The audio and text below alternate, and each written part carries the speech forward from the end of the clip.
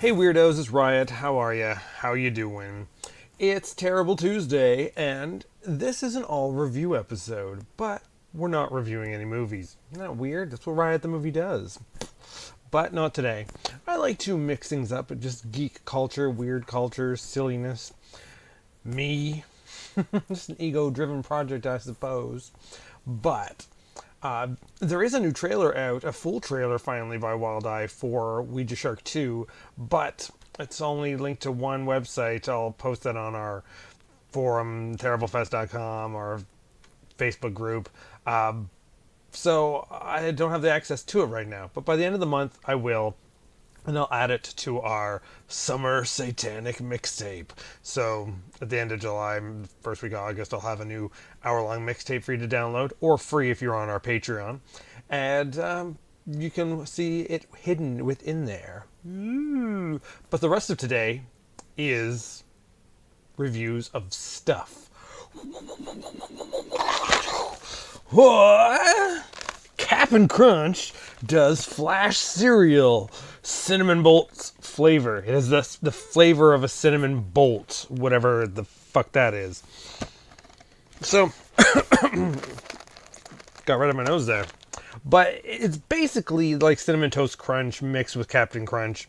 It's obviously made from like pieces of Captain Crunch that they've added more cinnamon to and broken them to make the shapes of lightning bolts.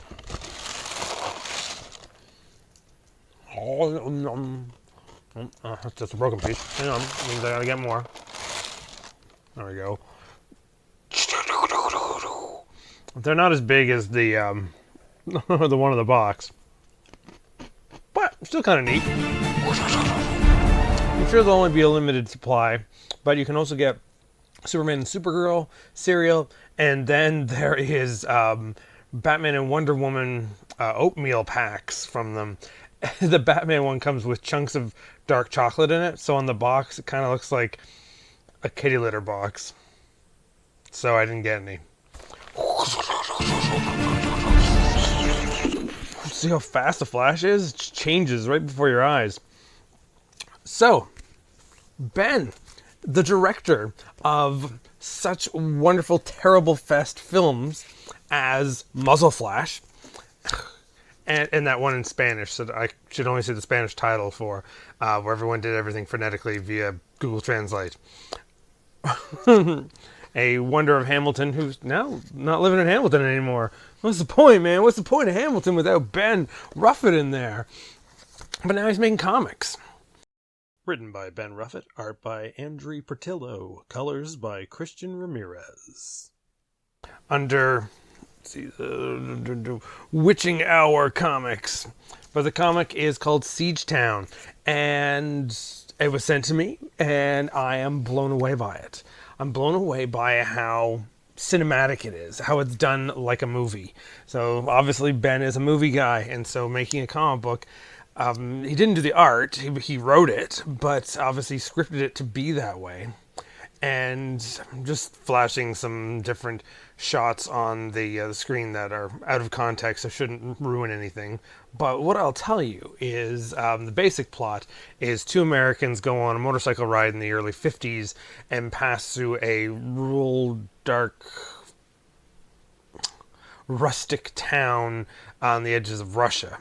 Which leads you with this classic horror movie concept of like, why did they go there? When did they ever think things would not be okay? It was right after the Second World War, only a couple of years. Taking place in the early 50s, but it feels so dark and wet and cold. And these two guys get stuck in the town when a battle is happening. They go to stay at a very large old house. They basically are the only hotel in this village, but then the town attacks the hotel, and you're really left with not knowing what's going on. I'm not going to spoil any of it, don't worry, because I really recommend it. not just for its darkness and its violence, but also for its ability to tell a story with very little words. And the words are spoken. They're in conversation. They're comments that people would have just naturally made not knowing what was going on. No one's explaining the plot to the characters so it can be explained to us. None of it is dumbed down to us. Some people might be annoyed that the actual plot is quickly summed up in like just a couple of panels near the end, but it's so dark and a slap in the face for why it's all been happening that it really works that way. It's just that last minute jab at you. It's not plot wise, but it really makes me think of things like There Will Be Blood, because just the aesthetic and the imagery. Maybe a little gangs in New York way there, in very rural, slightly hostile feeling dark Europe, but Russia. I recommend it. I figure you should go and check it out. Look how glossy and nice it is. And I will post in the comments and also on our Facebook group the link to the Facebook group for Siegetown from Witching Hour Comics.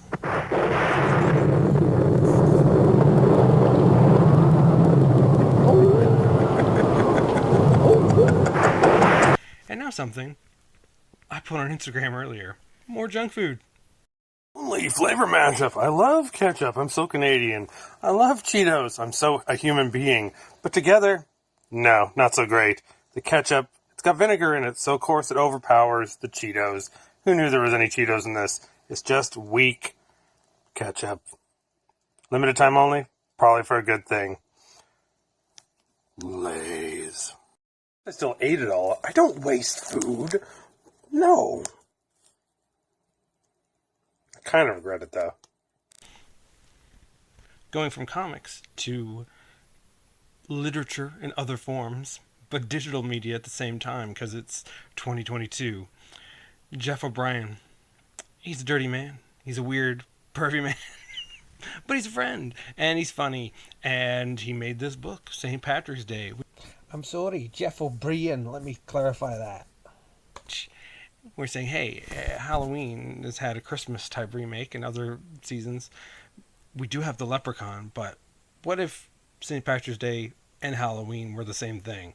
Basically, it's Michael Myers, but his name is Seamus Kelly.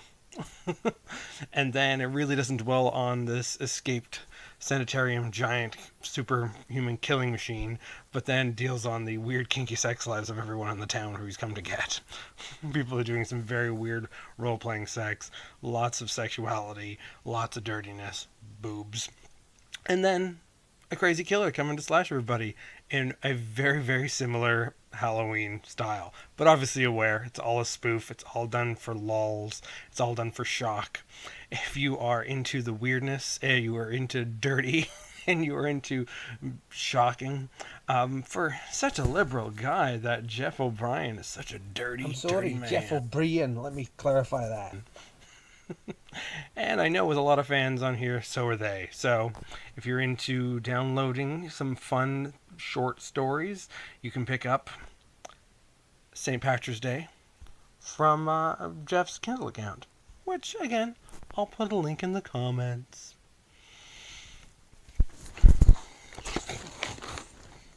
Anyway, thanks guys. Thanks guys for tuning in.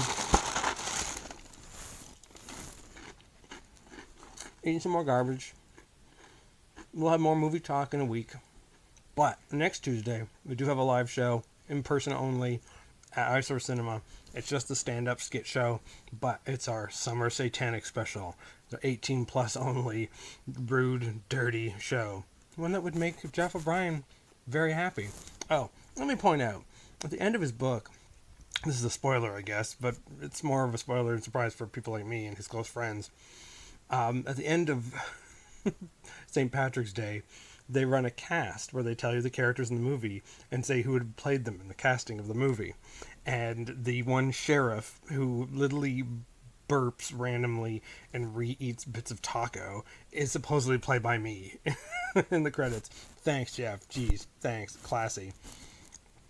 Do enjoy Deputy Cindy, the female hero. But she's the least of the people with sexual problems in that book. Anyway, moving on from the shock of St. Patrick's Day, we'll go on to another wacky world. It's Summerween out there. Tell me what creepy, crawly, weird, freaky things you're doing for summer. Let me know in the comments. Okay, I love you. Bye-bye. Stay awesome. Stay weird.